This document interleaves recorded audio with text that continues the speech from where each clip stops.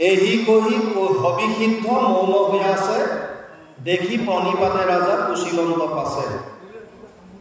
প্ৰথমতে সুধিছিল কোন ভাগৱত ধৰ্ম, সেই বিষয়ে কবিয়ে ক'লে। তাৰ পাছত সুধিলে ভক্ত বুলি কাক, সেয়া উত্তৰ দিলে হবিয়ে, হবিসিদ্ধই। তেওঁ হবিসিদ্ধই ভকতৰ কথা কোৱাৰ পাছত মৌন হৈ আছে। এহি কহি হবিসিদ্ধ মৌন হৈ আছে, দেখি প্ৰণিপাতে ৰাজা কুশীলন্ত পাছে। তেওঁ মনে মনে থকাৰ কাৰণে নিমি ৰজাই পুনৰ প্ৰশ্ন আগবঢ়াই দিছে। কি ক'লে? পৰম ঈশ্বৰ কৃষ্ণ জগতৰ স্বামী, তাহান মায়াক জানিবাক চাওঁ আমি। হে সিদ্ধ সমস্ত, যিজন জগতৰ ঈশ্বৰ পৰম কৃষ্ণ ভগৱান, তেওঁৰ মায়াৰ বিষয়ে মই জানিব বিচাৰিছোঁ। মায়াটো কেনেকুৱা? তাহান মায়াক জানিবাক চাওঁ আমি, ব্ৰহ্মাদিকো মোহে যিটো সিটো কোনো মায়া, কহিওক সিদ্ধ হ'ব যদি থাকে দায়া। ব্ৰহ্মাদিও যিটো মায়াৰ কবলৰ পৰা হাত সাৰিব নোৱাৰে, সেই মায়াটোনো কেনেকুৱা মোক অকণমান বুজাই দিয়া, মই জানিব বিচাৰিছোঁ। তাৰপিছতে কৈছে, হেনবা বুলিবা যিটো কহিলো ভকতি, তাকে জানি ভৈলা তুমি কৃতাৰ্থ সম্প্ৰতি। যদি তোমালোকে ভাবিছা যে মই ইমান সময় যি ভকতিৰ কথা ক'লোঁ, সেয়া জানিয়ে তুমি কৃতাৰ্থ হ'লা, আকৌনো মায়াৰ কথা কিয় জানিব লাগে?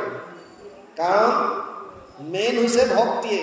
মই ভক্তি কেনেকৈ কৰিব লাগে, ভকতৰ কোৱালিটি কেনেকুৱা, এয়া তোমাক ক'লোৱে। আকৌ তুমি যদি তেনেকৈ ভাবিছা যে আৰুনো জানি কি কৰিবা, তেতিয়া ৰজাই কৈছে, নালাগে জানিবে আৰু বিস্তৰ তোমাৰ, শুনিওক সিদ্ধ হ'ব সিদ্ধান্ত এষাৰ। যদি তোমালোকে ভাবিছা যে ইয়াতকৈ আৰু বেছি জনাৰ প্ৰয়োজন নাই, তেতিয়াহ'লে মোৰ সিদ্ধান্তটো শুনা। কি ক'লে? কৰৈ সংসাৰৰ তাপে আমাক দগধ, কৃষ্ণ কথা অমৃতেহে ইহাৰ ঔষধ। আমাক প্ৰতিটো মুহূৰ্তত সংসাৰৰ তাপে দগ্ধ কৰি আছে, পুৰি আছে। কি তাপ? তিনি ধৰণৰ তাপে, আদি দৈৱিক, আদি ভৌতিক আৰু আধ্যাত্মিক। আদি দৈৱিক যিবিলাক, যেনে ভূমিকম্প আহিল, বানপানী আহিল ইত্যাদি দৈৱৰ কাৰণে যিবিলাক দৈৱ ফলত জীৱনবিলাক আমাক অশান্তি বা তাপ যিবিলাক দিয়ে, সেইখিনি দৈৱিক বুলি কৈছে। এটা হৈছে আদি ভৌতিক, যিবিলাক ভূতৰ পৰা পাওঁ। কুকুৰে কামুৰিলে, মেকুৰীয়ে আঁচুৰিলে, বিভিন্ন ধৰণৰ প্ৰাণীৰ পৰা বিভিন্ন ধৰণৰ তাপ আমি যিবিলাক পাওঁ, আদি ভৌতিক। আৰু নহ'লে আধ্যাত্মিক, শাৰীৰিক আৰু মানসিক দুটা ভাগত আধ্যাত্মিকক ভাগ কৰিছে। শৰীৰৰ অসুস্থতাৰ কাৰণে আমি বিভিন্ন তাপ পাওঁ, আৰু মানসিক বিভিন্ন ধৰণৰ চিন্তা, শোক, মোহ এইবিলাকতো আমি অশান্তি পাই থাকোঁ, দগ্ধ কৰি থাকে। গতিকে এইবিলাকৰ কাৰণে মূল যদি কিবা ঔষধ আছে, সেয়া হৈছে কৃষ্ণ কথা। কৃষ্ণ কথা অমৃতেহে ইহাৰ ঔষধ। ইয়াৰ পৰা পৰিত্ৰাণ পোৱাৰ উপায় এটাই, সেয়া হৈছে কৃষ্ণ কথা শ্ৰৱণ কৰিব লাগে। কৃষ্ণ কথা শ্ৰৱণ কৰিলে কি হ'ব? আপোনাৰ যিখিনি তাপ পাবলগীয়া আছে, সেইখিনি তাপ নাপাব নেকি?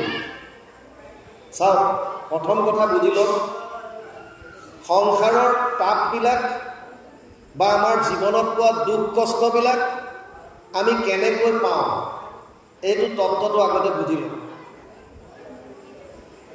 কোনো মানুহ এক মুহূৰ্ত কাম নকৰাকৈ থাকিব নোৱাৰে। নাহি কচ্ছিত ক্ষণমপি জাতু তিষ্ঠত্য অকৰ্মকৃত, কাৰ্যতে হি অৱশ্যকৰ্ম সৰ্ব প্ৰকৃতি জেৰ গুণে। ৩য় অধ্যায় ৫ নম্বৰ শ্লোক গীতা। হে অৰ্জুন, কোনো মানুহ এক মুহূৰ্ত কাম নকৰাকৈ থাকিব নোৱাৰে। প্ৰকৃতিৰ ৩টা গুণে কাম কৰিবলৈ বিবশ কৰি পেলায়। আৰু যদি আমি কাম কৰোঁ, কামৰ বিপৰীতে ৩ ধৰণৰ ফল আমি পাওঁ। হয়তো ভাল হ'ব, নহ'লে বেয়া হ'ব, নহ'লে মিশ্ৰিত হ'ব। অনিষ্টম ইষ্টম মিশ্ৰম ত্ৰিবিধা কৰ্মণা ফলম।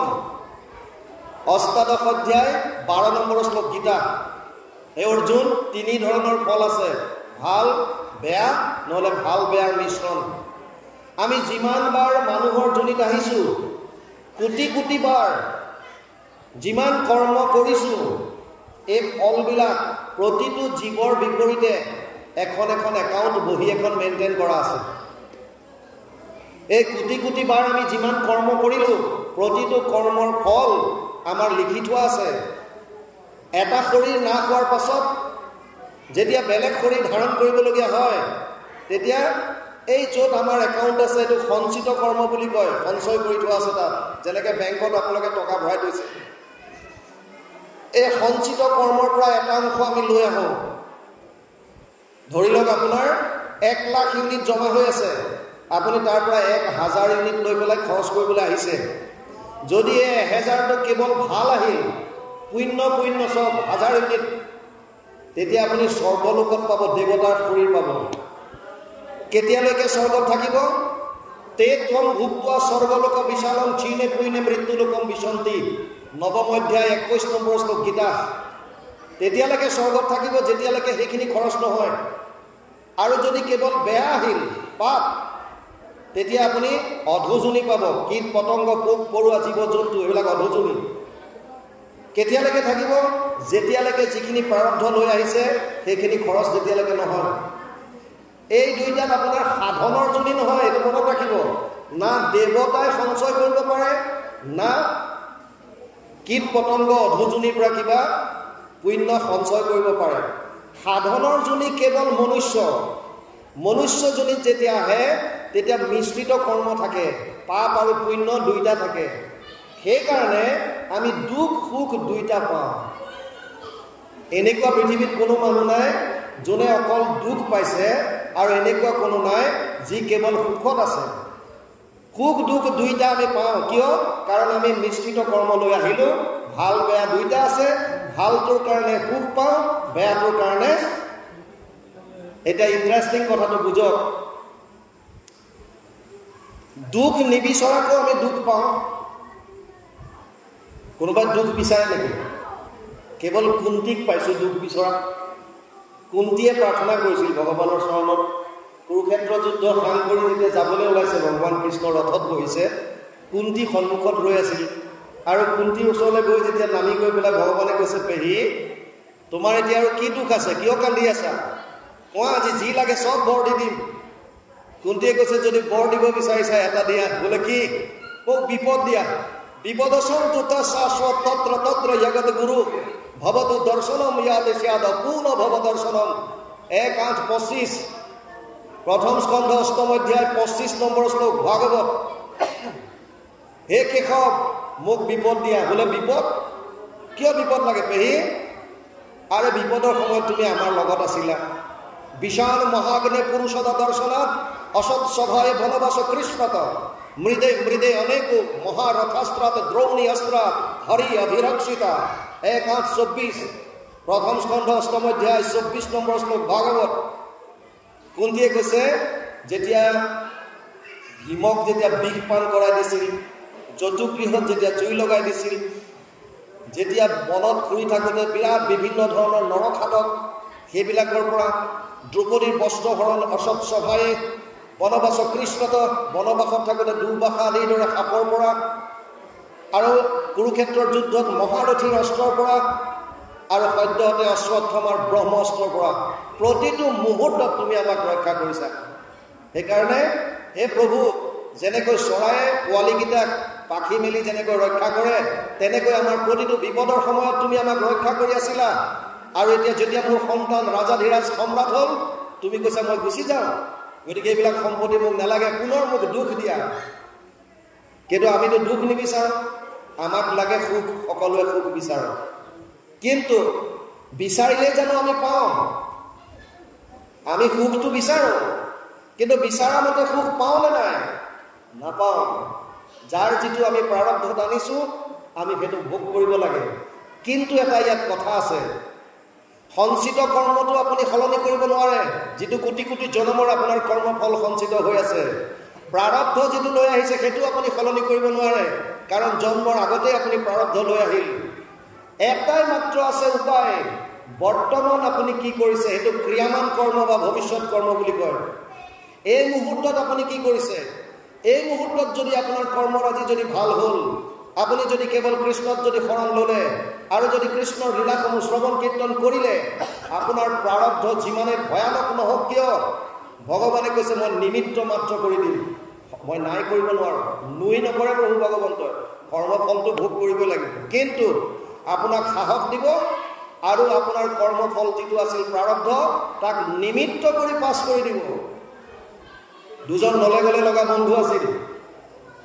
এজন সদায় সন্ধিয়া সময়ত ভাগৱত শুনিবলৈ আহে নামঘৰত, ভকতৰ লগত ভাগৱতৰ চৰ্চা কৰে, আৰু তাৰ লগৰজন সদায় সন্ধিয়া ক্লাবত যায়, ডিস্কো ড্ৰিংকছ কৰে, ডান্স কৰে। তাত এই ক্লাবলৈ যোৱাটোৱে ভাগৱতলৈ অহাটোক সদায় কয় যে এই কম বয়সৰ পৰা তই কি এইবিলাক ভাগৱত কৰি থাক, এইবিলাক আমাৰ বয়সৰ কথা নহয় নহয়। এতিয়া এয়া ডাঙৰ ডাঙৰ মানুহৰহে কাম শুনা, আমাৰ এতিয়া বয়স নাই নহয় এইবিলাক শুনা।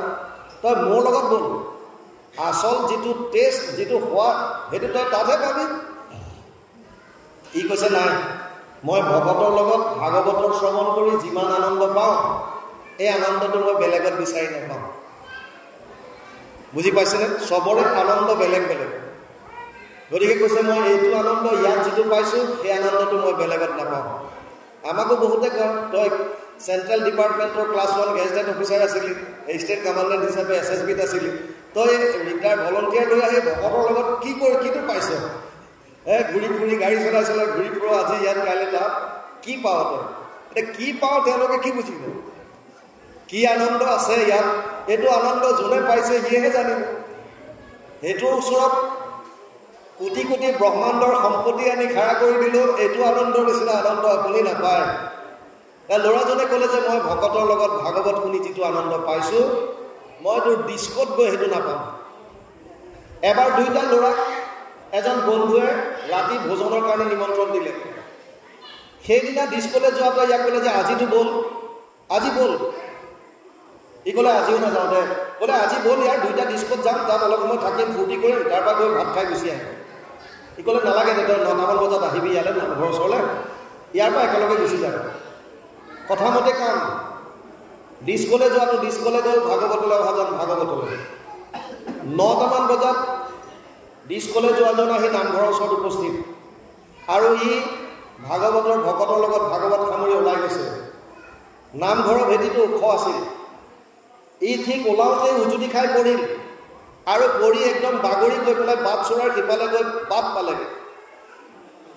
তেনেকুৱাতে আহি ক্লাবৰ পৰা আহি ল'ৰাটো পাইছে, তাৰ বন্ধুটো। ই দেখিছে ই তলত বাগৰি পৰিলহি। তাক উঠাবলৈ যাওঁতে দেখিছে তাৰ ভৰিৰ পৰা গোটেই তেজেৰে লুটুৰি পুটুৰি হৈ আছে তাৰ ভৰিটো। ভালকৈ লক্ষ্য কৰিলে দেখিলে ডাঙৰ গজাল এটা সোমাই আছে।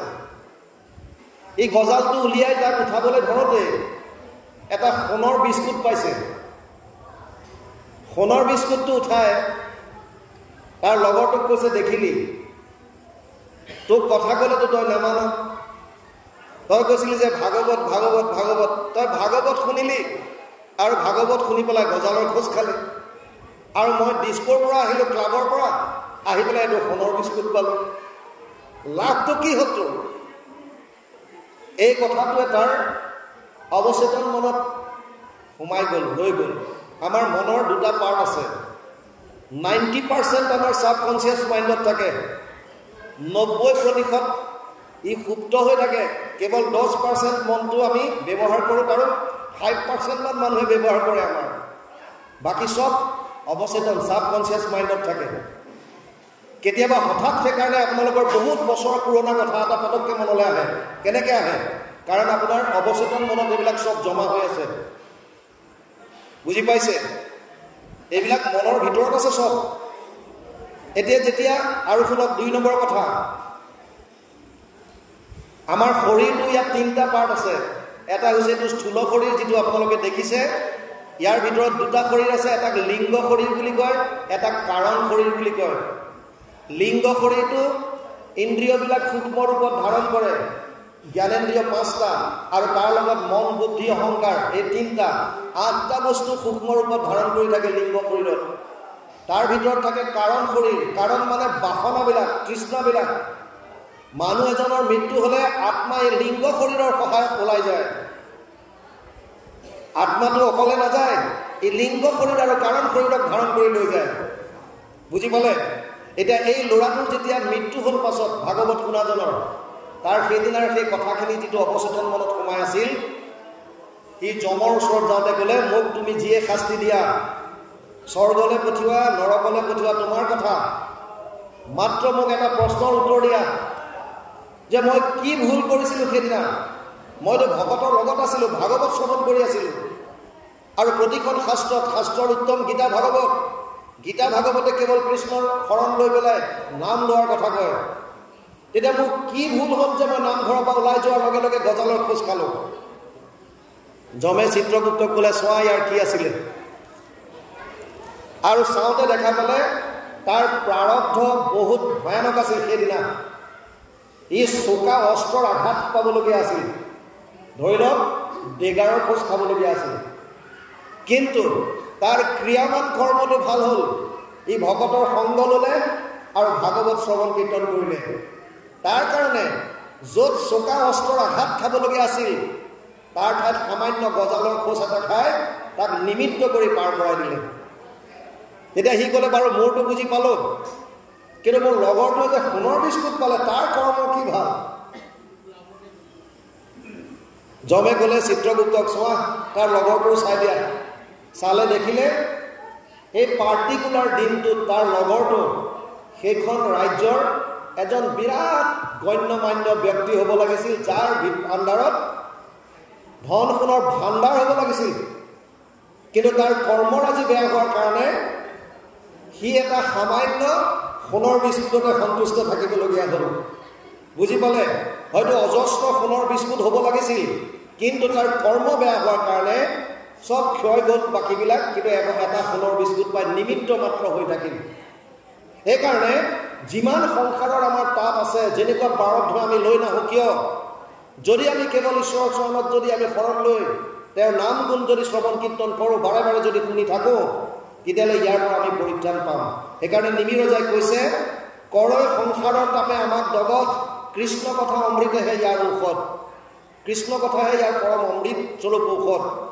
আজি সেই জীয়াইলা মোক বচন অমৃতে, যতেক শুনো হুত উতৃপ্তি নাহিছিলে। তোমালোকে আজি মোক জীয়াই তুলিলা পুনৰ, কিয়? কাৰণ কৃষ্ণৰ কথা ক'লা।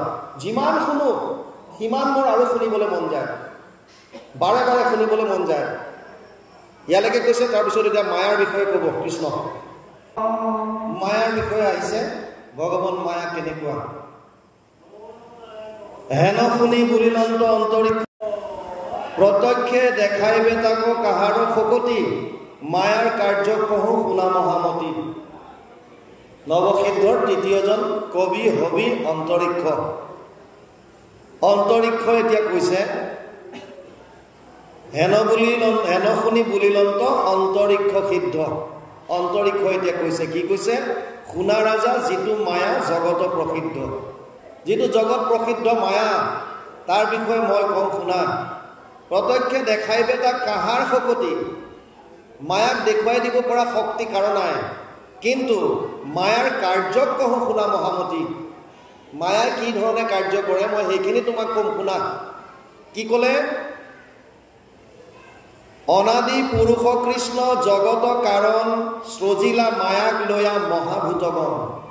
সৃষ্টিৰ কথা আৰম্ভ হৈ গ'ল। ভগৱানৰ 3টা শক্তি আছে।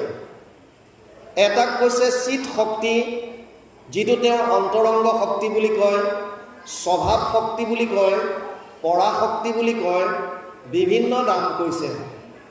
এই চিত শক্তিৰ দ্বাৰা ভগৱানে কোটি কোটি ব্ৰহ্মাণ্ড সৃজন কৰিব পাৰে। তেওঁৰ এটা শক্তি, আন এটা শক্তি আছে, এই শক্তিটোৰ নাম হৈছে মায়া শক্তি। মায়া শক্তি ভগৱানৰ বহিৰংগ শক্তি। যেতিয়া তেওঁ সৃষ্টি কৰিব ইচ্ছা কৰে, তেতিয়া এই মায়া শক্তিৰ দ্বাৰা তেওঁ বিভিন্ন প্ৰাণীগণৰ সৃজন কৰে।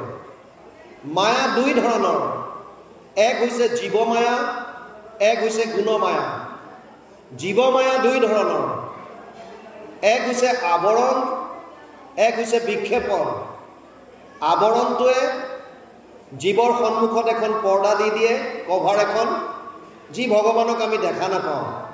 আৰু বিক্ষেপণ শক্তিটোৱে আমাক ভগৱানৰ ওচৰৰ পৰা মনটো সংসাৰৰ ফাললৈ দূৰলৈ পেলাই দিয়ে, দলিয়াই দিয়ে, সিফালে যা, মোৰ ওচৰলৈ নাহিবি। গুণমায়া, ভগৱানৰ গুণমায়াত গুণ হৈছে 3টা। সত্যম ৰজস্তমৈতি গুণ প্ৰকৃতি সম্ভবা নিবধ্নন্তি মহাবাহু দেহিনাম অব্যয়ম ৪ৰ্থ অধ্যায় ৫ নম্বৰ শ্লোক গীতা।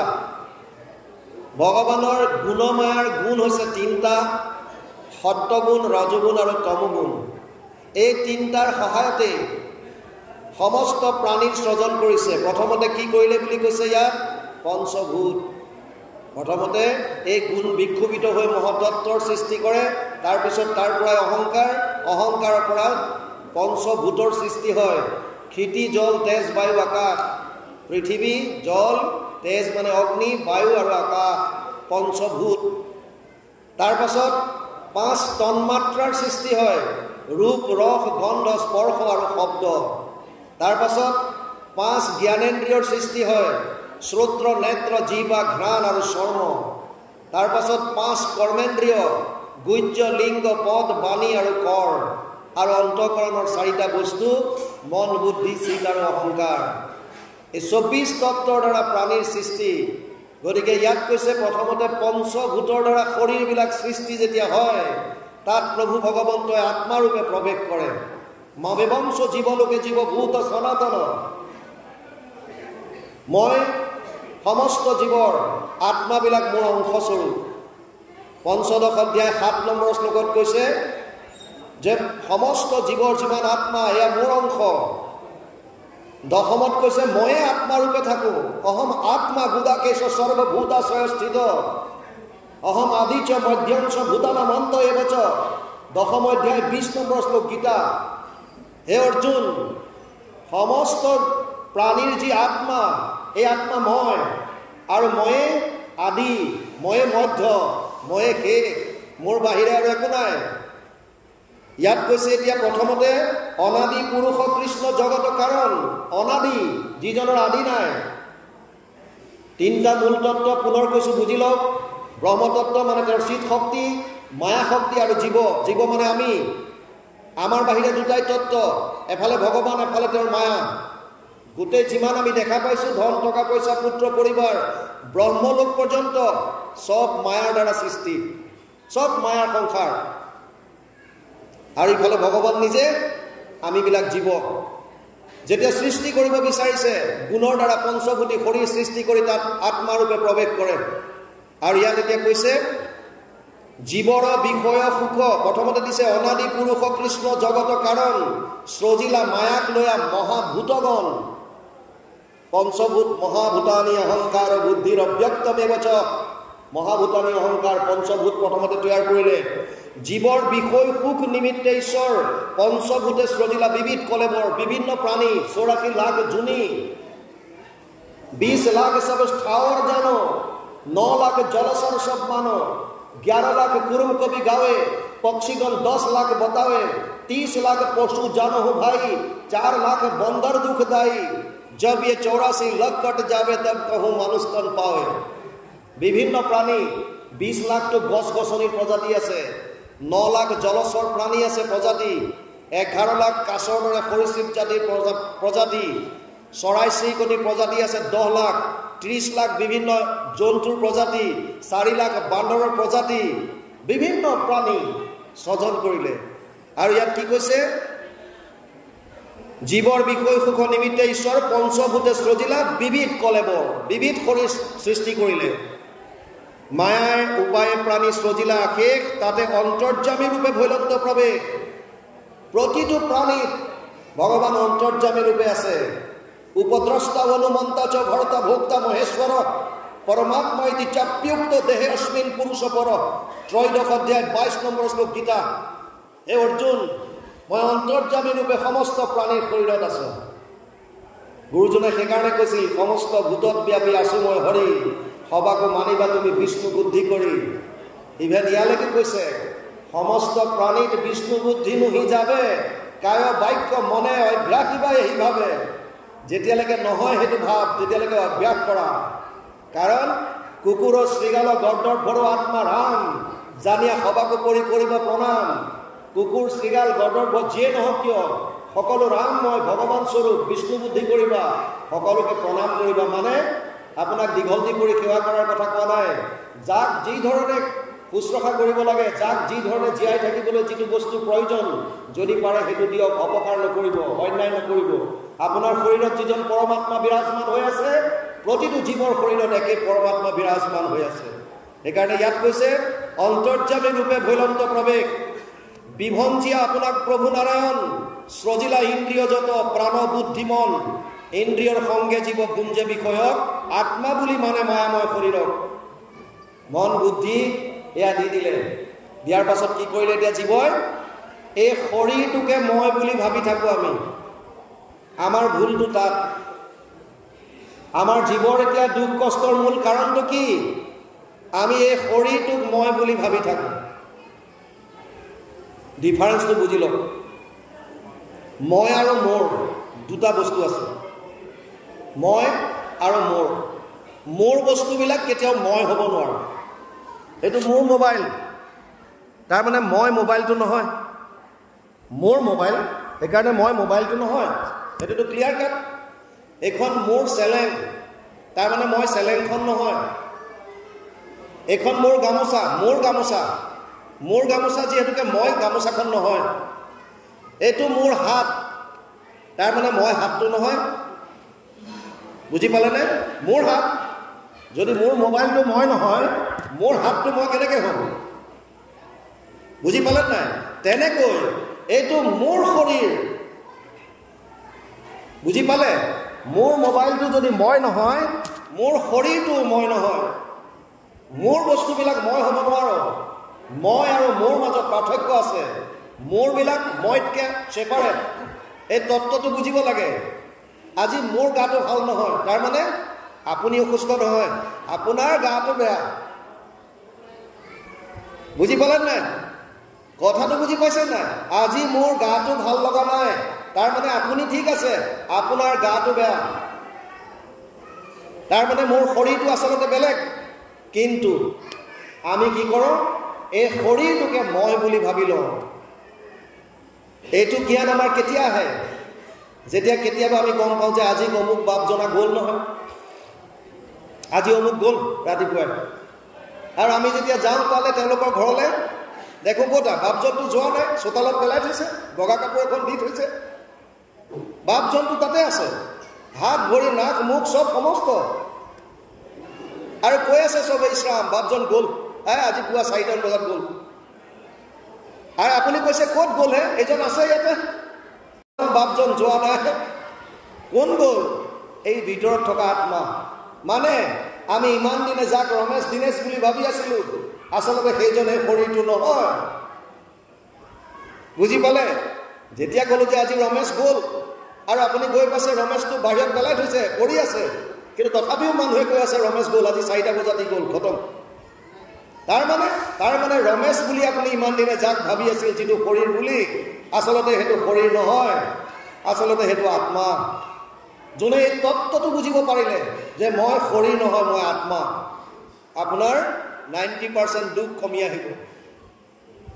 আপুনি যিদিনাই বুজিব পাৰিব যে মই শৰীৰ নহয়, মই আত্মা, তেতিয়া এই শৰীৰৰ লগত সম্পৰ্ক থকা যিমানবিলাক আপোন আপোন বুলি ভাবি আছে, কাৰণ আপুনি গম পাব যে মই আত্মা, আৰু যদি মই আত্মা তেতিয়াহ'লে সমস্ত প্ৰাণী মোৰ আপোন। বুজি পালে? আমাৰ আপোন পৰৰ কনচেপ্টটো নাইকিয়া হৈ যাব। সেইটোৱে গুৰুজনাই মূল আমাক শিকাব বিচাৰিছে, যে আপুনি সমস্ত প্ৰাণীক বিষ্ণুময় ভাবক। মানে আপোনাৰ শৰীৰত আপুনি যিটো আত্মা, এই একে আত্মা কুকুৰ মেকুৰী গাধ চবতে আছে। গতিকে আল্টিমেটলি আমি যদি সেইটো বুজি পাওঁ, তেতিয়া আপোন পৰৰ ভাৱটো নাইকিয়া হ'ব।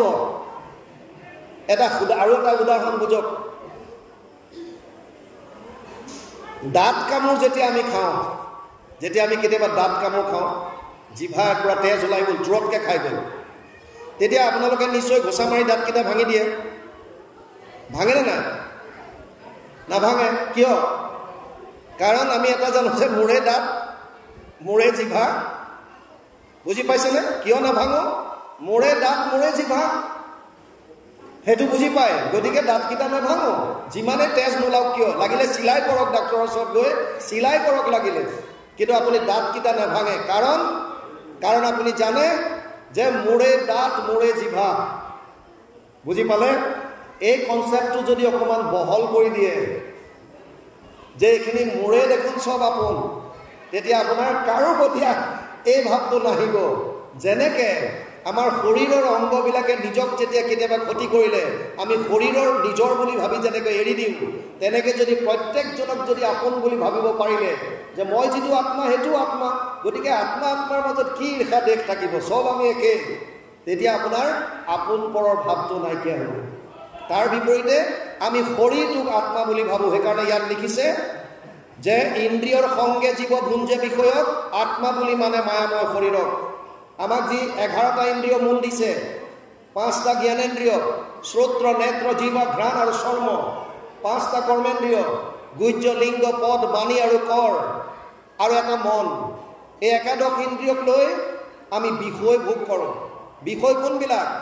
5টা জ্ঞানেন্দ্ৰিয়ৰ 5টা বিষয়, শ্ৰোত্ৰ, নেত্ৰ, জিহ্বা, ঘ্ৰাণ আৰু চৰ্ম, ইয়াৰ 5টা বিষয় আছে, ৰূপ, ৰস, গন্ধ, স্পৰ্শ আৰু শব্দ। আমি যিমান কৰিছোঁ, হয়তো চাবৰ কাৰণে, হয়তো শুনিবৰ কাৰণে, হয়তো সোৱাদ ল'বৰ কাৰণে, হয়তো চুই চাবৰ কাৰণে, হয়তো শুঙি চাবৰ কাৰণে, 5টা জ্ঞানেন্দ্ৰিয়ৰ বিষয়ে আমাক বিষয়ৰ প্ৰতি টানি আছে আৰু আমি কৰ্মবিলাক কৰি আছোঁ। এই শৰীৰটোক মই বুলি ভাবি এই শৰীৰটোৰ আনন্দ দিবৰ কাৰণে, ইয়াক কমফৰ্ট দিবৰ কাৰণে আমি বিষয়ৰ সুখবিলাক বিচাৰি ফুৰিছোঁ। মই অলপ আগত আহোঁতে কৈছিলোঁ ৰাতিপুৱা যে আমি সকলোৱে আনন্দ বিচাৰোঁ, আমাৰ সকলোকে আনন্দ লাগে। আনন্দ পাব পৰা দুটাই জেগা আছে, কাৰণ 3টা তত্ত্বৰ আমি জীৱ, আমাৰ বাহিৰে 2টা তত্ত্ব, এফালে ভগৱান এফালে মায়া। আনন্দ ক'ত আছে এতিয়া? মন বুদ্ধি যিহেতু শৰীৰৰ বস্তু, মায়াৰ বস্তু, গতিকে মন বুদ্ধিয়ে ভাবিছে এই বিষয়ৰ মাজতে আনন্দ আছে। সেইকাৰণে ইন্দ্ৰিয়বিলাকে অহৰহ বিষয়ৰ সুখ বিচাৰি ইফালে যাব বিচাৰে। আৰু আত্মা যিহেতু ভগৱানৰ অংশ, আত্মাই ভগৱানৰ ওচৰলৈ যাব বিচাৰে। বুজি পালে? সেইকাৰণে যেতিয়ালৈকে আমি এই কনচেপ্টটো ক্লিয়াৰ নকৰিম, ইয়াৰ যিটো তত্ত্বটো আমি বুজি যদি নলওঁ, তেতিয়ালৈকে শৰীৰটোকে মই বুলি ভাবি শৰীৰৰ অৰ্থে আমি বিষয়ৰ ভোগ কৰি আমাৰ জীৱনটো ব্যৰ্থে পাৰ কৰাই দিম। যিদিনাই আমি তত্ত্বটো অনুধাৱন কৰিব পাৰিম, উপলব্ধি কৰিব পাৰিম যে মই আচলতে শৰীৰ নহয়, মই আত্মা, আৰু মোৰ কৰ্তব্য হৈছে পৰমাত্মাক লগ পোৱা, মায়াৰ পৰা নিবৃত্তি, পৰমানন্দ প্ৰাপ্তি জীৱৰ মূল লক্ষ্য। এইটোৰ কাৰণে আমি কেৱল কৃষ্ণত শৰণ ল'ব লাগিব। এতিয়া ইয়াত আহিছে, ইয়ালৈকে ইন্দ্ৰিয়ৰ সংগে জীৱ ভুঞ্জে বিষয়ক, আত্মা বুলি মানে মায়াময় শৰীৰৰ, শৰীৰটোকে আমি আত্মা বুলি ভাবি আছোঁ। ইয়ালৈকে কৈছে কৃষ্ণ বা বাগবাহক পদে কৈছে, ধৰে মহামোহে আতি হৈ জ্ঞান শূন্য, সকামে অনেক কৰ্ম কৰে পাপ শূন্য।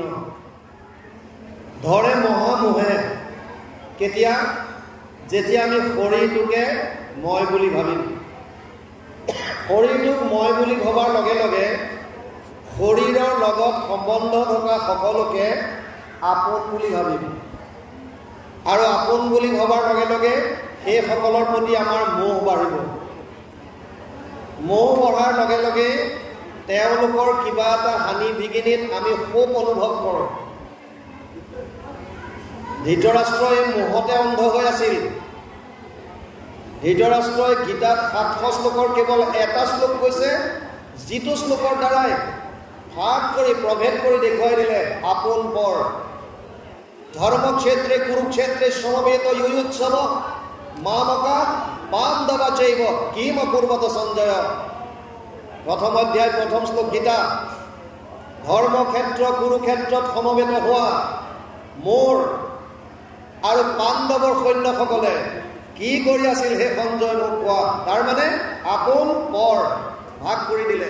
মোহত অন্ধ, আমাৰো গতি একেই, আমি মোহত অন্ধ হৈ যাওঁ। এয়া মোৰ, এওঁলোকৰ কাৰণে আমাৰ কৰ্ম বেলেগ, এয়া বেলেগ পৰ, তেওঁলোকৰ কাৰণে বেলেগ। এটা ল'ৰাই এখন দোকানত চাহ খাবলৈ বহিছে।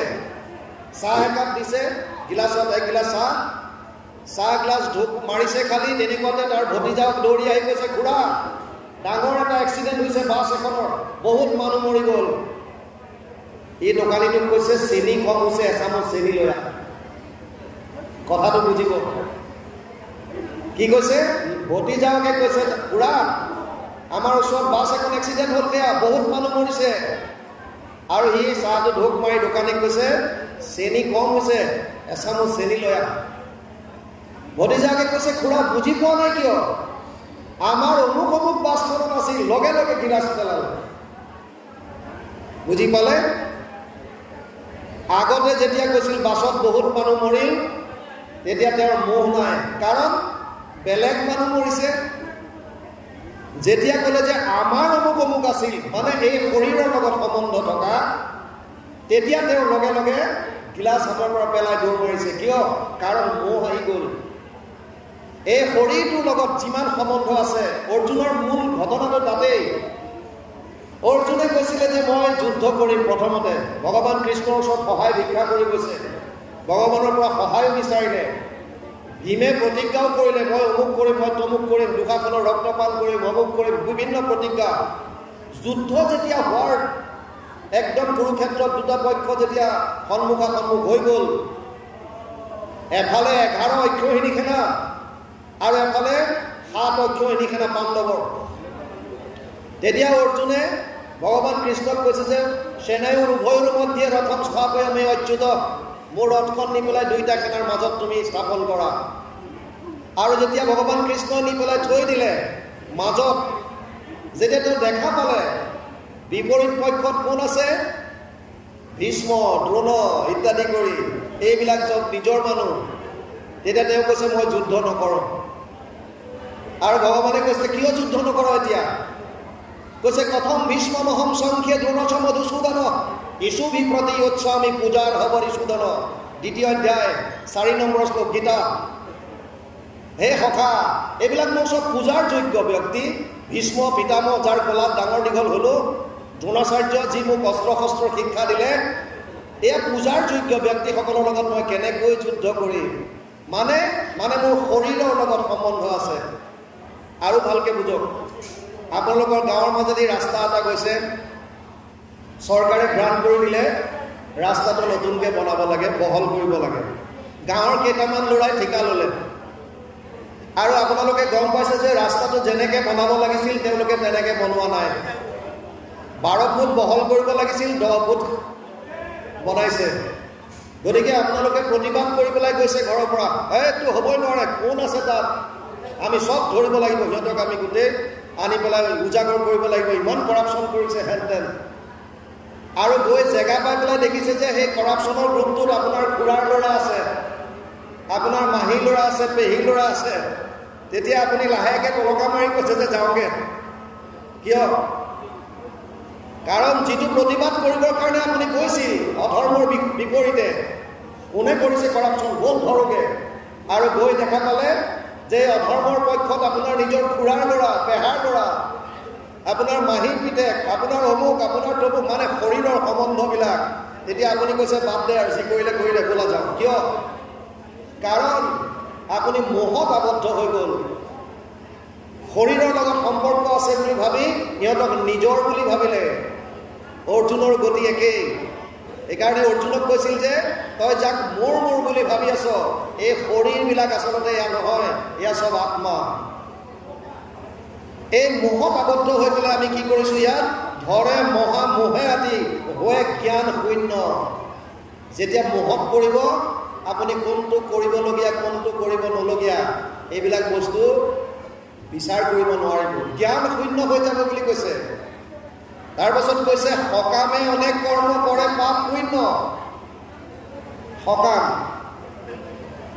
যিকোনো অৰ্থ আমি কৈছিলোঁ 4 ধৰণৰ আহে বুলি ভকত অৰ্থাৰ্থী ভকতটো কিবা এটা কাৰণত ঈশ্বৰৰ ওচৰলৈ গৈছে ইয়াত কৈছে এতিয়া সকামত থাকি মানে যিকোনো কাম কৰিবৰ কাৰণে নিজৰ শৰীৰটোক আৰাম দিবৰ কাৰণে পাপ পুণ্য বিভিন্ন ধৰণৰ কৰ্ম কৰে আমি কৰ্ম কিয় কৰোঁ আনন্দ পাবলৈ আনন্দ ক'ত পাম বুলি ভাবোঁ এই বিষয়ৰ সংসাৰখনত কাৰণ মন বুদ্ধি মায়াৰ দ্বাৰা সৃষ্ট আৰু মন বুদ্ধিয়ে ভাবে যে আনন্দটো মায়াৰ মাজত আছে সংসাৰত আছে গতিকে আমি পাপ পুণ্য বিচাৰি এফালে যাওঁ সকাম কৰ্মবিলাক কৰোঁ ইয়াত সেইকাৰণে কৈছে সকামে অনেক কৰ্ম কৰে পাপ পুণ্য আৰু যেতিয়া পাপ পুণ্য কৰ্মবিলাক আমি কৰোঁ আমি আপোনালোকক কৈছিলোঁ যে প্ৰতিটো কৰ্মৰ এগেইনষ্টত ফল পায় আৰু ফলবিলাক সঞ্চিত হয় সেইকাৰণে ইয়াত ক'লে সেই কৰ্ম ফলভুঞ্জী ভ্ৰমে সংসাৰত নাহি অন্ত জীৱৰ যাতনা দুখ যত আৰু আমি সকাম ভাৱ লৈ যিহেতুকে কৰ্ম কৰিবলৈ যাওঁ এই কৰ্মবিলাক কৰোঁতে যি ফল হয় পাপ পুণ্য দুইটা বন্ধন সেইটো বুজি লওক আমি কৰা কৰ্মবিলাকৰ ভাল কাম কৰিছে যদি পুণ্য হৈছে বেয়া কাম কৰিছে যদি পাপ হৈছে বন্ধন দুইটাতে আছে মানে যদি পুণ্য জমা হৈ আছে তেতিয়াহ'লে আপুনি পুণ্য ক্ষয় কৰিবলৈও যাব লাগিব আৰু যদি পাপ হৈ আছে পাপখিনি ক্ষয় কৰিবলৈও আপুনি জুনি ধাৰণ কৰিব লাগিব আৰু যদি মিশ্ৰিত জমা হৈ আছে তেতিয়াও আপুনি মানুহৰ জুনিত আহি মিশ্ৰিত কৰ্ম ক্ষয় কৰিব লাগিব তাৰ মানে তিনিটা ল'ৰাক এৰেষ্ট কৰিছে পুলিচে এটাক ধৰক সোণৰ হেণ্ডকাপ লগাইছে এটাক যেনিবা ৰূপৰ হেণ্ডকাপ লগাইছে আৰু এটাক যেনিবা লোহাৰ হেণ্ডকাপ লগাইছে হেণ্ডকাপ তিনিওডাল বুজি পালে বান্ধোন তিনিওটা সোণৰ ডালে বন্ধাডালো বান্ধোনেই ৰূপৰ ডালে বন্ধাডালো বান্ধোনেই আৰু লোহাৰ ডালে বন্ধাডালো বান্ধোনেই আল্টিমেটলি কৰ্মফল আমি ভোগ কৰিবই লাগিব আৰু যেনে কৰ্ম তেনে ফল আপুনি হয়তো কিছুমান কৰ্মৰ ফল ইমিডিয়েট পায় যেনে 440 ভোল্ট কাৰেণ্টত আপুনি হাতটো যদি লগাই দিয়ে লগে লগে শ্বৰ্ট মাৰিব আপুনি লগে লগে ফল পালে বুজি পালে আপুনি লগা নলগা যেতিয়াই যি হয় খালি মেডিচিন খায় আৰু মেডিচিন খাই থাকোঁতে সেইবিলাকৰ ছাইড এফেক্টবিলাক আপুনি পিছত অলপ দিনৰ পিছত গম পাব ডাক্তৰে যেতিয়া ক'ব যে আপুনি এইটো টেবলেট বেছিকৈ খাইছিল ন বোলে খাইছিলোঁ সেইটো কাৰণে আপোনাৰ এইটো পালে ছাইড এফেক্ট হৈ গ'ল ক'ৰবাত কিডনীত পাথৰ হ'ল ক'ৰবাত কিবা হ'ল মানে সেইবিলাক কৰ্মৰ ফল লাহে লাহে পাইছে আৰু কিছুমান আছে আপুনি হয়তো এইটো জন্মত নাপায় ইয়াৰ আগৰ জন্মত পাব এইটো জন্মত যি ফল ভোগ কৰি আছে আগতে কৰা কৰ্মৰ ফল এতিয়া যিখিনি কৰি আছে আপুনি ভৱিষ্যতে পাই যাব কৰ্মৰ ফলৰ পৰা কোনো সাৰিব নোৱাৰে সেইকাৰণে ইয়াত কৈছে সেই কৰ্ম ফলভুঞ্জী ভ্ৰমে সংসাৰত নাহি অন্ত জীৱৰ যাতনা দুখ যত জীৱৰ সেইকাৰণে দুখ যাতনা বহুত ভোগ কৰিবলগীয়া হয় কৰ্মফল ভোগ কৰিবলগীয়া হয় মিছা মায়াময়ত উপজয় মৰে জীৱ এহি লীলা আতে প্ৰীতি সুন্ত সদাকিব এই যে সৃষ্টিবিলাক কৰিছে কেৱল ভগৱন্তই লীলা কৰিবৰ কাৰণে যেনেকৈ পুতলা নাচ আগতে দেখুৱাই কাঠৰ পুতলাবিলাক যেতিয়া নচুৱাই তেতিয়া মানুহ এজনে ৰছীবিলাক ধাৰণ কৰি পেলাই নচুৱাই থাকে আৰু আমি পুতলাবিলাকক দেখা পাওঁ বিৰাট নাচি বাগি আছে পুতলাবিলাকে প্ৰাণ পাই উঠাৰ দৰে লাগে এই নাচিছে কথা কৈছে কিবা কৰিছে কিন্তু আচলতে এজন মানুহে ৰছী লৈ ওপৰৰ পৰা কামখিনি কৰি থাকে বুজি পাইছে ঠিক তেনেকুৱা হয় আমাৰ কথাবিলাক আমাৰ ঘটনাবিলাক তেনেকুৱা সেই পুতলাৰ যেনেকৈ নাচবিলাক হৈ আছে কণ্ট্ৰল কৰাজন বেলেগ আমাৰো গতি একেই ইয়াত প্ৰভু ভগৱন্তই লীলা কৰিবৰ কাৰণে এই সৃষ্টিৰাজিবিলাক কৰিছে আৰু এসময়ত তেওঁৱে নিজে সংহাৰ কৰে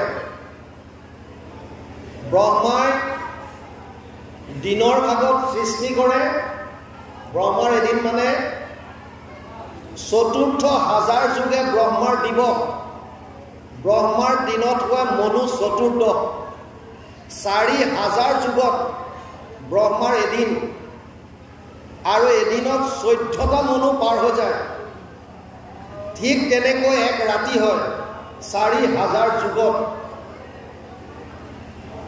গতিকে তেনেকৈ আপোনালোকে হিচাপ কৰি চাওক 43,000 এক চতুৰ্যুগ তেনেকুৱা 4000 চতুৰ্যুগত ব্ৰহ্মাৰ এদিন হয় ব্ৰহ্মাৰ এদিনত সৃষ্টি কৰে প্ৰথমতে পুৱা আৰু সন্ধিয়া হোৱাৰ লগে লগে প্ৰলয় কৰে কৰি তেওঁ শুই যায় আকৌ পুনৰ ৰাতিপুৱালে আকৌ তেওঁ সৃষ্টি কৰে এনেকৈ ব্ৰহ্মাৰ যেতিয়া 100 বছৰ হ'ব যেবে 100 হোৱা গৰিক ব্ৰহ্মাকো কৰন্ত তেবে ঈশ্বৰে সংহাৰ।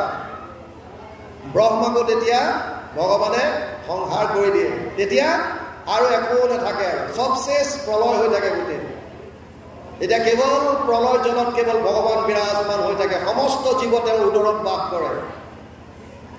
আৰু পুনৰ যেতিয়া তেওঁ সৃষ্টি কৰিবৰ মন যায়, লীলা কৰিবৰ মন যায়, আকৌ মায়াৰ দ্বাৰা, তিনি গুণৰ দ্বাৰা আকৌ এনেকৈ প্ৰাণীবিলাক সৃজন কৰে। সেইকাৰণে ইয়াত কৈছে, এহি লীলা আতে প্ৰীতি হৈ সদাশিৱ।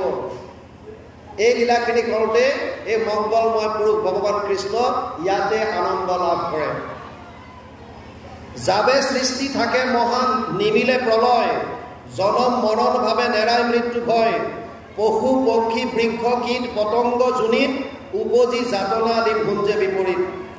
যেতিয়ালৈকে সৃষ্টি থাকে, যেতিয়ালৈকে মহাপ্ৰলয় নহয়, তেতিয়ালৈকে আমি কৰ্মফল অনুযায়ী বিভিন্ন জুনিত যাবলগীয়া হয়। আমি কৈছিলোঁ, যদি পাপ হয়, প্ৰাৰব্ধত যদি বেয়া আনিলে তেতিয়াহ'লে অধোজনী, যদি অকল পুণ্য আনিলে তেতিয়াহ'লে ঊৰ্ধ্বজনী মানে দেৱতা স্বৰ্গলোক, আৰু যদি দুইটা মিশ্ৰিত আহিল তেতিয়াহ'লে মানুহৰ জনী। আল্টিমেটলি যেতিয়ালৈকে মহাপ্ৰলয় নহয় তেতিয়ালৈকে জীৱবিলাকে পুনৰপি জননম পুনৰপি মৰণম পুনৰপি জননী জঠৰে শয়নম, বাৰে বাৰে জন্ম আৰু বাৰে বাৰে মৃত্যু, বাৰে বাৰে মাতৃৰ গৰ্ভত আমি স্থিত হ'ব লাগে। এইটো হৈছে আমাৰ জন্ম মৃত্যুৰ চক্ৰ। সেইকাৰণে ইয়াত কৈছে, পশু পক্ষী বৃক্ষ কীট পতংগ জুনিত, উপজি যাতনা আদি ভুঞ্জে বিপৰীত, বহু অমংগলপ্ৰদ হেন কৰ্ম গতি, পায়া নৰে সংসাৰত ভ্ৰমে বিসংগতি। বিভিন্ন ধৰণৰ কষ্ট পাবলগীয়া হয় ইয়াত। আৰু যেতিয়ালৈকে কৰ্মফল থাকিব তেতিয়ালৈকে আপুনি তাৰ পৰা পৰিত্ৰাণ নাপায়। একাদশ স্কন্ধটো লক্ষণ হৈছে মুক্তি। সেইকাৰণে এয়া কথা আহিছে। মুক্তি মানে, মুক্তি কাক কয়? যদি কিবা এটা বান্ধন থাকে, মুক্তি কেতিয়া দৰকাৰ? যদি বান্ধনত আছে, নহ'লে মুক্তি কি হয়? প্ৰথম কথা হৈছে, মুক্তি যে কয়, মুক্তি কাক লাগে? যিজন বান্ধনত আছে। এতিয়া যদি আপুনি প্ৰথমতে যদি গমেই নাপায় যে মই বান্ধনত আছোঁ নে নাই, মই দেখোন ফ্ৰী আছোঁ, মই যি মন যায় য'লৈ লাগে গৈছোঁ, যি মন যায় কৰিছোঁ, যি খাবলৈ মন গৈছে খাইছোঁ, মইনো ক'ত বান্ধনত আছোঁ? বুজি পালে নে? যদি আপুনি সেই কনচেপ্টটো বুজি নলয় যে মই বান্ধনত নাই, তে মোক মুক্তি কি হয়? না, আপোনাৰ শৰীৰটোহে আপুনি ভাবিছে। আত্মা বন্ধনত আছে। কিয়? এই কৰ্মফলবিলাক ভোগ কৰিবই লাগিব, পাওঁ। এইটো শৰীৰ এৰি বেলেগ শৰীৰ ধাৰণ কৰিব লাগিব। কেতিয়ালৈকে? যেতিয়ালৈকে আপোনাৰ কৰ্মফল থাকে। কৰ্মফল শেষ কেতিয়া হ'ব? একেবাৰে সহজ উপায়টো বুজি লওক। কৰ্মফল শেষ কেনেকৈ হ'ব? যদি আপুনি গুৰুৰ ওচৰত শৰণ লৈ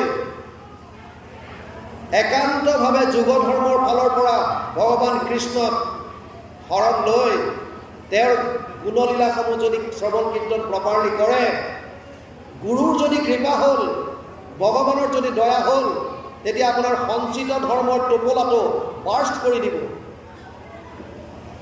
নষ্ট কৰি দিব। আৰু যেতিয়া সঞ্চিত কৰ্মখিনিয়ে যদি নষ্ট হৈ যায়, তেতিয়া আপুনি পুনৰ আহিবলগীয়া নহয়। আপুনি বৈকুণ্ঠ ধামলৈ গতি কৰিব পাৰিব। য'লে এবাৰ যোৱাৰ পাছত আৰু ঘূৰি আহিব নালাগে।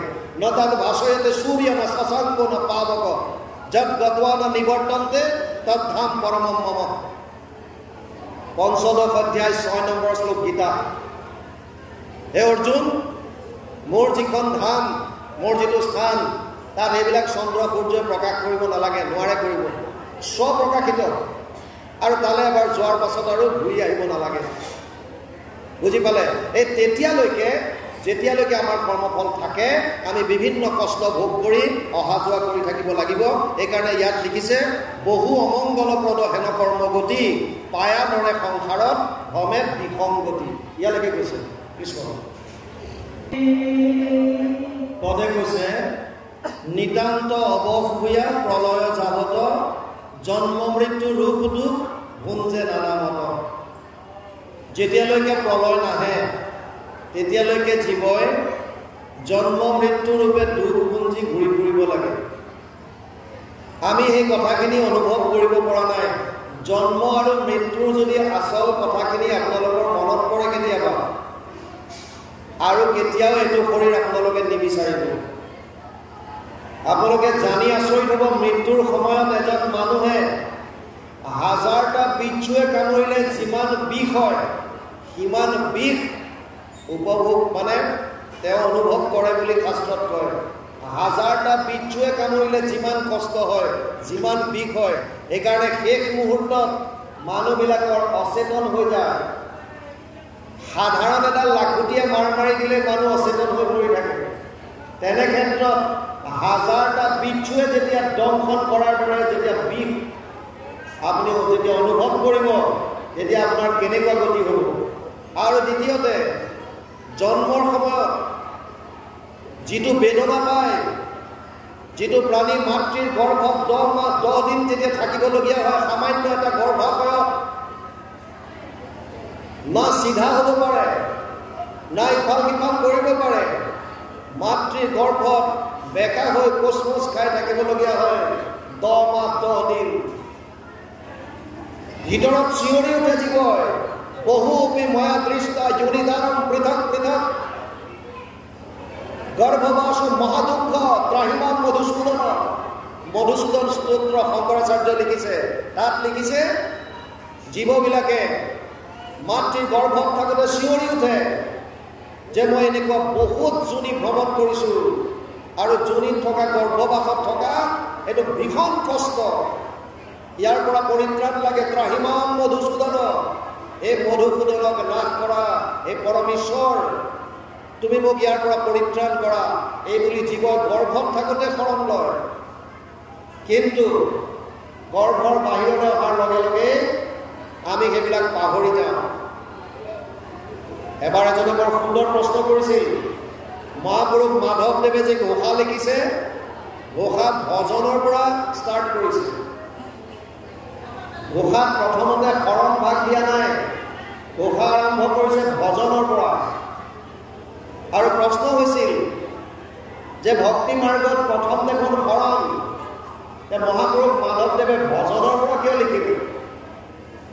এজন ভকতে বৰ সুন্দৰ উত্তৰ দিছে যে যিহেতু জীৱই মাতৃৰ গৰ্ভত থাকোঁতে ঈশ্বৰৰ শৰণ লৈ থাকে, গতিকে ভজনৰ পৰা আৰম্ভ কৰিছে। হয় কথাটো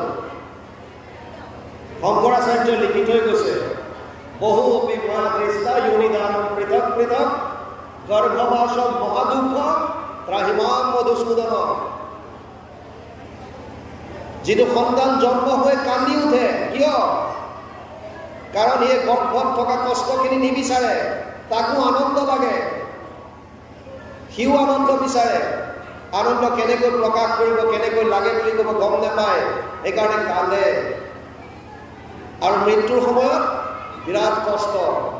তাৰ আগতো যেতিয়া জৰা আহিব, বৃদ্ধকাল, যাওঁ বুলি ক'ৰবালৈ যাব নোৱাৰোঁ, কৰোঁ বুলি একো এটা কৰিব নোৱাৰোঁ, এই বোলে ভৰিৰ বিষ, হাতৰ বিষ, কাণেৰে নুশুনা হওঁ, চকুৰে নেদেখা হয়, দাঁত নাইকিয়া হয়, যিখিনি খাওঁ ভাল ধৰণে হজম নহয়, বিভিন্ন কষ্ট, বিচনাত পৰি থাকিব লাগে। যদি পুত্ৰ বা নিজৰ সন্তানে যদি কিবা এমুঠি দিলে, আৰু যদি নিদিয়ে তেতিয়াহ'লে ভীষণ কষ্ট ভোগ কৰিব লাগে। অৰ্থাৎ মানুহৰ জীৱনটোতো আমি বিভিন্ন কষ্ট ভোগ কৰিবলগীয়া হয়। আৰু বাকী কীট পতংগৰ কথাটো বাদেই, তাততো কেৱল ভোগ কৰিবলৈ আহে পাপবিলাক। মাত্ৰ বুদ্ধি সিমানেই দিয়ে, যিখন আহাৰ খাবৰ কাৰণে, শৰীৰটো নিৰ্বাহ কৰিবৰ কাৰণে যিখিনি বুদ্ধিৰ প্ৰয়োজন, সেইখিনি বুদ্ধি কীট পতংগক দিয়ে। সেইকাৰণে সিহঁতে কেৱল আহাৰ গ্ৰহণ কৰাটোহে জানে, কি আছে কি নাই কথা নাই, আহাৰটো খালি গ্ৰহণ কৰিব লাগে। বহুত কষ্ট ইয়াত। কেতিয়ালৈকে কষ্ট ভোগ কৰিম? যেতিয়ালৈকে মহাপ্ৰলয় নহয়। নিতান্ত অৱসূয়া প্ৰলয়ত যাবত জন্ম মৃত্যু ৰূপে দুখ ভুঞ্জে নানামত। তেতিয়ালৈকে আমি এই জন্ম মৃত্যু ৰূপী দুখটো আমি ভোগ কৰি থাকিব লাগিব। কালৰূপী কৃষ্ণ যিটো জগত আধাৰ, কৰন্ত লীলাই পাছে সৃষ্টি সংহাৰ। তাৰ পাছত যেতিয়া সময় হ'ব, তেতিয়া ভগৱান কৃষ্ণই সংহাৰ ৰূপ ধাৰণ কৰি এই জগতক নাশ কৰিব। কালোস্মি লোকক্ষয়কৃত প্ৰবৃত্তে কাল লোকসমাহৰ্তুমিহ প্ৰবৃত্তে ঋতেপি ত্বম ন ভবিষ্যন্তি সৰ্বে যে অবস্থিত প্ৰত্যনিকেষু যোদ্ধা। একাদশ অধ্যায় ৩৫ নম্বৰ শ্লোক গীতা। অৰ্জুনক কৈছে মই কাল, মই লোকবিলাক মানুহক ক্ষয় কৰিবৰ কাৰণে কাল ৰূপে মই থিয় হৈছোঁ। এই কালৰূপী ভগৱন্তই যেতিয়া সময় হ'ব সমস্ত জগতকে সংহাৰ কৰে। ইয়াত কৈছে মায়াৰ যতেক কাৰ্য কাৰণ সমস্ত দুনায়নি মায়াত কৰান্ত হবে অন্ত। যিমানবিলাক মায়াৰ কাৰ্য আৰু কাৰণ আছিল, যি ধৰণেৰে এটা এটাকৈ আৰম্ভ হৈ আহিছিল, মহতত্ব, অহংকাৰ, পঞ্চমহাভূত, ৰূপ, ৰস, গন্ধ, স্পৰ্শ, শব্দ, যি ধৰণে যিটো ক্ৰমত আহিছিল, সেই ধৰণে এটাৰ পিছত এটা আকৌ সামৰি গৈ থাকে আৰু শেষত গৈ সমস্তখিনি ভগৱানৰ লগত বিলীন হৈ যায়। ইয়াত কৈছে কেনেকৈ হ'ব? হৈ অনাবৃষ্টি পাছে শতেক বৎসৰ মিলয় মহামৰণ লোকৰ নিৰন্তৰ। প্ৰলয়ৰ সময়ত কি হ'ব বুলি দিছে? প্ৰথম হৈ অনাবৃষ্টি শতেক বৎসৰ, বৰষুণ নোহোৱা হ'ব। কিমান? 100 বছৰ। যদি 100 বছৰ বৰষুণ নহয়, আপোনালোকে ভাবি চাওক। মোৰ পোষ্টিং আছিল জয়ছলমেৰত। মই 95ৰ পৰা 2001লৈকে আছিলোঁ জয়ছলমেৰ মৰুভূমি।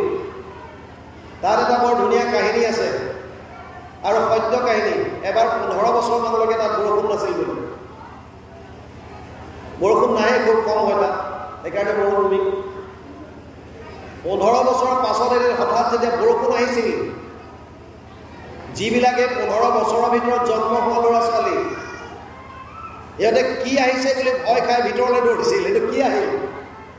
কাৰণ গম নাপায় ইহঁতে বৰষুণ। হঠাৎ বৰষুণ আহি গ'ল, সিহঁতে কেতিয়াও দেখা নাই, শুনা নাই। বুজি পাইছে নাই? গতিকে তেনেকৈ আৰু তাত আমি কিছুমান ফচিল দেখা পাইছিলোঁ। ফচিল মানে সাগৰৰ, তাত এসময়ত হয়তো সাগৰ আছিল। গছ চছবিলাক যিবিলাক তাত পৰিছিল কালৰ সোঁতত, সেই গছবিলাক শিল হৈ গ'ল। সেইবিলাক ফচিল বুলি ক'ব। দেখাত গছজোপাৰ দৰে লাগে, কাঠৰ টুকুৰাৰ নিচিনা লাগে, কিন্তু এই কাঠৰ ফাইবাৰবিলাক পুৰা দেখা পায়, কিন্তু আচলতে শিল হৈ গ'ল একদম। কিয়? তাৰমানে তাৰ পৰা অনুভৱ কৰিব পাৰি যে কোনোবা এটা সময়ত এয়া সাগৰৰ তলত আছিল আৰু এসময়ত সেয়া আহি মৰুভূমি হৈ গ'ল। কেনেকৈ সম্ভৱ? এনেকৈ ভাগৱতে লিখি থৈ গৈছে। অনাবৃষ্টি যদি হয় শতেক বৎসৰ, কি হ'ব গতি? আমাৰ অলপ দিন বৰষুণ নহ'লে মানুহৰ চিন্তা হৈ যায়, থাকিব নোৱাৰা হৈ যায়, কি খাব, কি কৰিব, কি নাই। 100 বছৰ যদি বৰষুণ নহয়, কেনেকুৱা গতি হ'ব? ইয়াত লিখিছে হৈ অনাবৃষ্টি পাছে শতেক বৎসৰ মিলয় মহামৰণ লোকৰ নিৰন্তৰ। তাৰ পাছত ত্ৰৈলোকক কৰে তাপ প্ৰচণ্ড আদিত্য, অনন্ত মুখৰ বহনি বজাই বিপৰীত, পাতালৰ পৰা বহি আহে ওপৰত, লগত সহায় কৰে বায়ু অনন্ত। অনন্ত যি পাতালত বিৰাজমান হৈ আছে অনন্ত, তেওঁৰ মুখৰ পৰা প্ৰচণ্ড বহনি ওলাব আৰু সেই বহনি বায়ুৱে যেন ওপৰলৈ তুলি আনিব। বুজি পালে? গতিকে ইয়াত কি হ'ব তেতিয়া? অগ্নিৰ শিখাই দহৱে দশদিশ, চাৰিওফালে অগ্নিৰ শিখাই দহন কৰি যাব এফালৰ পৰা। ভয়ংকৰ। বা অগ্নিৰ শিখাই দহৱে দশদিশ, পাছে মেঘে কৰে বৃষ্টি শতেক ভৰি। যেতিয়া চাৰিওফালে খালি অগ্নি আৰু অগ্নিয়ে জুই গোটেই জ্বলাই হাহাকাৰ কৰিব, তাৰ পাছত কৈছে তাৰ পাছত শত বৰিষাক বৃষ্টি হ'ব, বৰষুণ। যেতিয়া বৰষুণ হ'ব, ধাৰাসাৰ বৰষুণ। কেনেকুৱা? কিমান দিন? 100 বছৰ। পৰে জলধাৰা হস্তি সুন্দৰ সমান, হাতীৰ সুৰডালৰ নিচিনা ধাৰ হ'ব। যি বৰষুণৰ টোপালবিলাক হাতীৰ সুৰৰ দৰে। আমাৰ ইয়াত এটা বস্তু নহয়, যিটো ক্লাউড বাৰ্ষ্ট বুলি কয়, বাদল বতাহ বুলি যিটো কয়। মাজতে ছিকিমত হৈছিল সেইটো, যোৱা বছৰ হিমাচল ছাইডত হৈ থাকে। হঠাৎ বৰষুণৰ দৰে পানী এনেকুৱাকৈ ধাৰত নামি আহে, এটা জেগা খান্দি গাঁও চাওঁ গোটেই ডুবাই লৈ গুচি যায়। হঠাৎ পৰে পানীৰ ধাৰ দ কৰি হঠাৎ আনি খানি কৰি এখন গাঁৱে গোটেই উঠাই লৈ গুচি যায়। সেইটো ক্লাউড বাৰ্ষ্ট বুলি কয়, বাদল ফটা বুলি কয়। তাত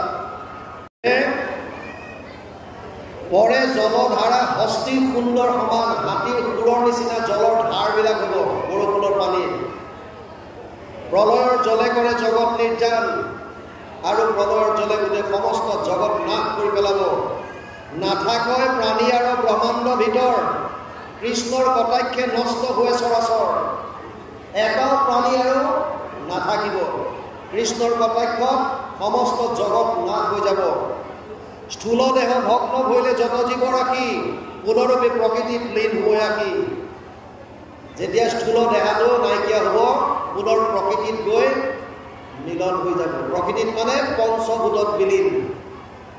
যেনেকৈ আমাৰ শৰীৰবিলাক মৃত্যুৰ পাছত তিনিটাই ইয়াৰ উপায় আছে বুলি কৈছে, বিষ্ঠা, পলু আৰু ছাই। যদি কোনোবাই পেলাই দিয়ে, তেতিয়াহ'লে চৰাই চিৰিকটিয়ে বা জীৱ জন্তুৱে খাই বিষ্ঠা আকাৰে উলিয়াই দিয়ে।